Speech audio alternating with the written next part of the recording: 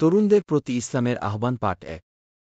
মানুষ স্বাভাবিক জীবনে ৩টি সময় পার করে: বাল্যকাল, যৌবনকাল ও বৃদ্ধকাল। এই ৩ সময়ের ২ সময়ে সে থাকে অপূর্ণ।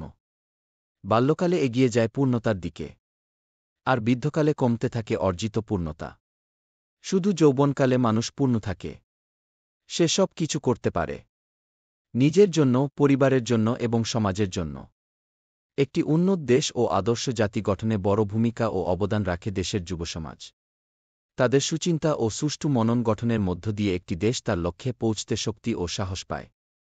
সুশীল সমাজ ও স্বনির্ভর রাষ্ট্র গঠনে যুবশক্তির প্রয়োজনীয়তা অপরিসীম। এজন্য যৌবনকালকে ইসলাম অত্যন্ত গুরুত্বের সঙ্গে বিবেচনা করেছে।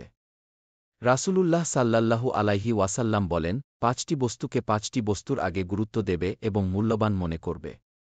১. বার্ধক্যের আগে যৌবনকে। ২. অসুস্থতার আগে সুস্থতাকে। ৩. দরিদ্রতার আগে সচ্ছলতাকে। ৪. ব্যস্ততার আগে অবসরকে এবং ৫. মৃত্যুর আগে জীবনকে।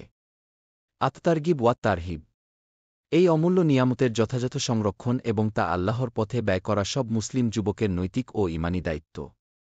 এ দায়িত্ব পালনে প্রিয় নবী মুহাম্মদ সাল্লাল্লাহু আলাইহি ওয়াসাল্লাম মূল্যবান উপদেশ দিয়ে গেছেন, যথা: সুন্দর চরিত্র গঠনে প্রয়াসী হওয়া। যে সমাজ বা দেশে যুবসমাজের চরিত্র ভালো থাকবে, সে সমাজের শান্তিশৃঙ্খলা ও স্বাভাবিক জীবনযাপন ঠিক থাকবে। আর যে সমাজে যুবকদের চারিত্রিক ও নৈতিক অবক্ষয় দেখা দেবে, সে সমাজের শান্তিশৃঙ্খলা ও স্বাভাবিক জীবনযাপন ঠিক থাকবে না এবং সে সমাজের পতন ও ধ্বংস অনিবার্য। রাসূলুল্লাহ সাল্লাল্লাহু আলাইহি ওয়াসাল্লাম বলেন, আল্লাহর কাছে সবচেয়ে প্রিয় মানুষ তারা, যারা উত্তম চরিত্রের অধিকারী। জামিউস সগীর ২১৮।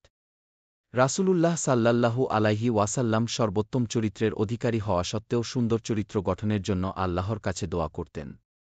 আয়েশা রাদিয়াল্লাহু আনহু বলেন, রাসূলুল্লাহ সাল্লাল্লাহু আলাইহি ওয়াসাল্লাম দোয়া করতেন, হে আল্লাহ, আমার চরিত্রকে সুন্দর করুন, যেমনিভাবে আপনি আমার শারীরিক গঠনকে সুন্দর করেছেন।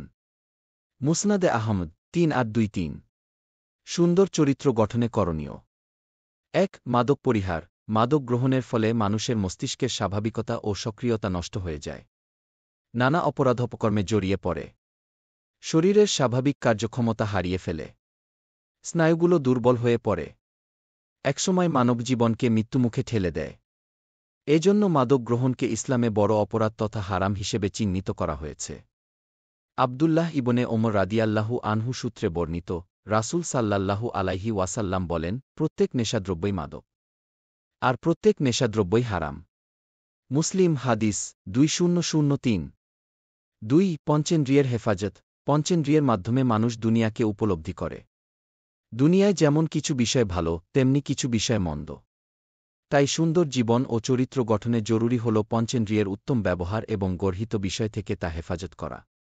সব অঙ্গপ্রত্যঙ্গের গুনাহ থেকে বাঁচার জন্য নবীজি সাল্লাল্লাহু আলাইহি ওয়াসাল্লাম দোয়া শিখিয়েছেন, হে আল্লাহ, আমি আপনার আশ্রয় চাই আমার শ্রবণশক্তির অনিষ্ট থেকে, দৃষ্টির অনিষ্ট থেকে, জবানের অনিষ্ট থেকে, অন্তরের অনিষ্ট থেকে এবং আমার আকাঙ্ক্ষার অনিষ্ট থেকে।